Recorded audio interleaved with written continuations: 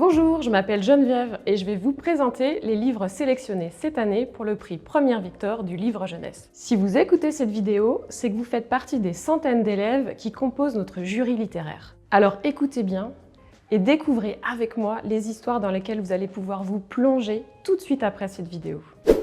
Chienne de guerre est un livre qui raconte l'histoire de Maxime, photographe de guerre. Dès les premières pages, on est capté par l'histoire. Ça tire de partout, il y a des détonations, on ne sait plus qui attaque, qui se défend. Et dans ce contexte, il fait une rencontre particulière, celle d'un chien. Son autrice s'appelle Nathalie Skowronek et elle est bruxelloise. Pour résumer ce livre, je dirais 3 mots. Photographie, guerre et chien. La dernière marée est un livre intime et fantastique. C'est l'histoire d'Elo qui passe tous ses étés au bord de la mer, mais cette fois-ci, la mer a disparu. Elle n'est plus là, elle est partie au large. C'est l'histoire de sa rencontre avec Hugo, de sa mère championne de natation en mer. C'est une histoire de famille et d'amitié sur fond de fiction. Ce livre est le premier roman de la jeune autrice Eileen Manceau. Pour résumer ce livre en 3 mots, je dirais mère, famille, amour naissant. Ici, c'est un livre drôle et fantastique, L'enlèvement de Donald Trump. C'est l'histoire de Beth qui vit au fond de la forêt, au cœur de l'Alaska, et un jour, elle fait une rencontre très particulière. Un ours vient la voir, doué de paroles, avec une requête de tous les animaux de la forêt. Les aider à se débarrasser de Donald Trump. Son auteur s'appelle Nicolas Quesset, il est journaliste et il couvre l'actualité judiciaire en Belgique.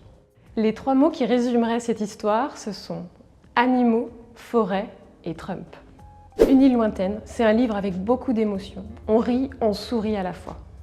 Valentin a 15 ans, il a des projets plein la tête, une famille formidable et un chien, Apollon, qui a grandi avec lui.